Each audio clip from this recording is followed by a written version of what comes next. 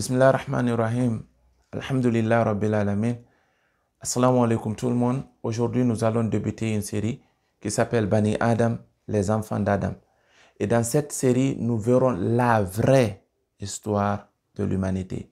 Parce qu'il y a plusieurs histoires de l'humanité, mais la vraie histoire de l'humanité, c'est ce qu'on trouve dans le Coran et la Sunna. Les scientifiques, les philosophes, chacun donne sa propre version aux choses, mais la seule histoire concrète, c'est ce qu'on trouve dans le Coran et la Sunna. Si vous regardez, par exemple, on nous enseigne à l'école qu'il y a eu des Homo sapiens. Faites vos propres recherches. Les Homo sapiens ont été démentis par beaucoup de scientifiques. Ils nous ont dit aussi que les dinosaures ont existé. Cela aussi a été démenti par beaucoup de scientifiques. Ils nous ont parlé du Big Bang Theory. Maintenant, on appelle ça une théorie parce que ça n'a pas été concrétisé. Mais de tout compte fait, toutes ces choses, vous pouvez faire vos propres recherches à ce sujet. Parce que la meilleure méthode d'apprendre, c'est en faisant des recherches sur ce qu'on t'enseigne. Ne te contente pas seulement parce que ton prof t'a dit que c'est vrai, Parce que même dans le Coran, Allah nous lance souvent des défis en disant « Si vous pouvez trouver mieux, alors faites-le. Envoyez quelque chose qui est mieux que ce que j'ai envoyé. » Donc c'est pour nous dire que quoi? C'est pas parce que quelqu'un t'a enseigné quelque chose que c'est forcément vrai. Fais tes propres recherches. Alhamdulillah, aujourd'hui, il y a YouTube, il y a Google. Les plus grands cheikhs de l'univers, c'est YouTube et Google. Tu peux tout trouver là-bas. Malheureusement, on passe le temps à regarder des TikTok. Ou même quand on est sur YouTube, on essaie de regarder des résumés de matchs ou des clips, c'est conneries. On n'apprend rien. Mais tu fais tes propres recherches sur tout ce qu'on t'apprend à l'école et tu seras surpris au résultat. Donc aujourd'hui, moi j'ai toujours eu beaucoup de questions à tout ce que j'apprenais et je continue toujours à avoir des questions. Et j'essaie toujours de trouver des réponses à ces questions dans plusieurs différents domaines, que ce soit dans la science, que ce soit dans la philosophie, que ce soit dans la religion, que ce soit le côté des chrétiens, des juifs, ainsi de suite. Mais quand je trouve une réponse qui me soulage beaucoup, j'essaie de partager cette réponse avec vous. Donc, ce qui m'a soulagé dans tout ce que j'ai cherché, c'est les réponses que j'ai trouvées dans le Coran et dans la Sunna. Faites vos propres recherches et vous verrez. Donc, une question que j'avais toujours, c'est qu'est-ce qu'Allah a créé en premier? Avant qu'il crée l'humanité, il y avait quoi? Donc, dans un hadith, le prophète sallallahu alayhi wa sallam a raconté qu'Allah a créé son trône, il était sur son trône. Donc, disons qu'il a créé son trône et son trône était sur l'eau. Allah a créé la plume. Il a demandé à la plume d'écrire tout ce qui aura lieu du début à la fin du temps. Tout ce qui aura lieu. Il a demandé à la plume d'écrire tout 50 000 ans. 50 000 ans avant la création des cieux et de la terre. Qu'est-ce que cela nous enseigne?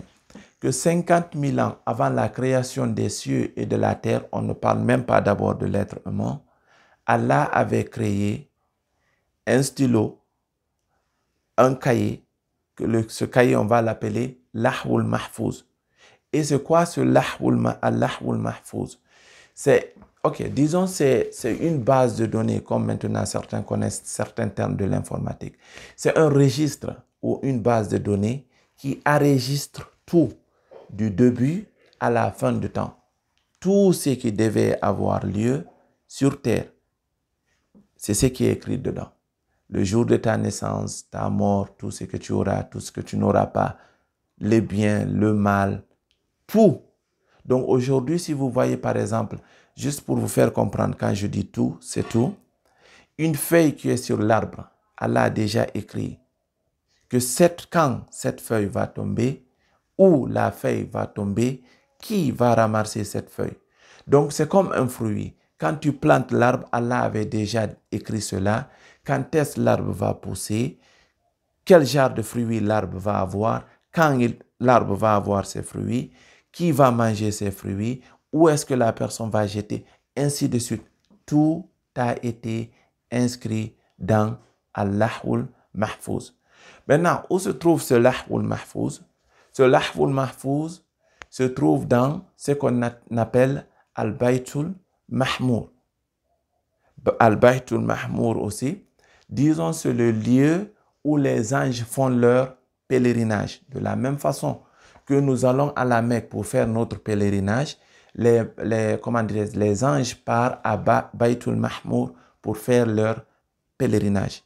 Donc, l'Ahul Mahfouz, ce document qu'Allah fait constamment, disons, il fait quand il veut, le mise à jour de cette application ou le mise à jour de ce document, il le fait quand il veut. Donc, qui va mourir quand, comment la personne va mourir, avec qui la personne va mourir, ou sans, ainsi de suite. Donc, tous les détails sont dans ce livre. Maintenant, il y a une autre question qui peut venir en tête. Si Allah a tout écrit, il a déjà écrit si je vais aller en enfer et si je vais aller au paradis. Donc, peu importe ce que je fais, ce n'est pas de ma faute. Je peux blâmer Allah. On peut avoir cette idéologie, parce que même moi, c'est ce que j'avais. Mais dans cette série, Inch'Allah, nous verrons qu'il y a ce qu'on appelle la responsabilité. À la création d'Adam, Inch'Allah, nous verrons quelle est ta responsabilité dans tout cela. Malgré qu'il y a l'Ahul Mahfouz, Allah a créé Al-Qalam, le stylo. Il a demandé à ce stylo 50 000 ans avant la création de l'homme de prescrire tout dans le Lahul Mahfouz. Maintenant, quelle est notre responsabilité dans tout cela?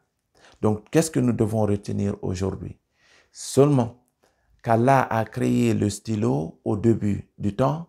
Il a demandé à ce stylo de décrire tout ce qui aura lieu jusqu'à la fin du temps. Donc, ne te soucie pas, ne te fatigue pas. Si tu as une maison, Allah avait déjà destiné. Si tu as un boulot, Allah avait déjà destiné. Si tu n'as pas une maison, Allah avait déjà destiné. Si tu es marié, Allah avait déjà destiné. Si tu n'étais pas, si tu as des enfants ou pas, Allah avait tout destiné. Mais nous avons aussi notre responsabilité dedans. Et cette responsabilité, Inch'Allah, nous le verrons à la création d'Adam. Wa sallallahu wa sallam wa baraka ala nabiyyana Muhammad wa alihi wa sahbihi ajma'in.